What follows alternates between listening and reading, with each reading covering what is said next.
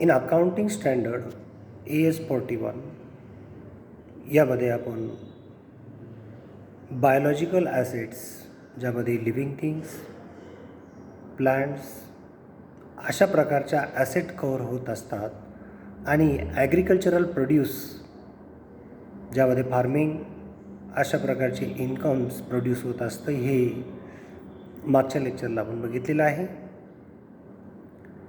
AS41 यामध्ये biological ॲसेटचं measurement कसं करावं यासाठी या अकाउंटिंग स्टँडर्डनुसार एक इक्वेशन देण्यात आलेलं आहे, जसे की fair value minus cost to sale.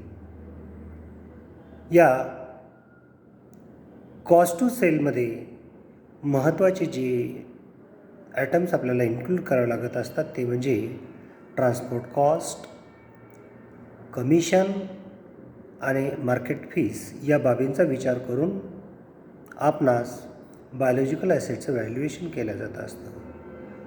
जेव्हा फेअर व्हॅल्यू दिलेली नसेल किंवा फेअर व्हॅल्यू ही मेजर्ड करू शकत नसेल, तेव्हा त्या केसमध्ये बायोलॉजिकल ॲसेटचं कॉस्ट मॉड्यूल हा फॉर्म्युला आपल्याला यूज करावा लागत असतो.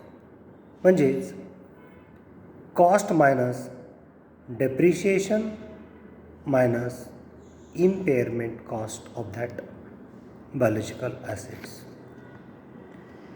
AS41 यामध्ये जे ॲग्रिकल्चरल ॲक्टिव्हिटीज रिलेटेड आपणास फायनान्शियल स्टेटमेंट्समध्ये डिस्क्लोजर करायचे असते, ते फेअर आणि ॲक्युरेट्स आणि ट्रू व्हॅल्यूज कव्हर करता यावी याचा जास्तीत जास्त विचार करण्यात आलेला आहे. अशा प्रकारे AS41 हे ॲग्रिकल्चर रिलेटेड डील्स करत असते.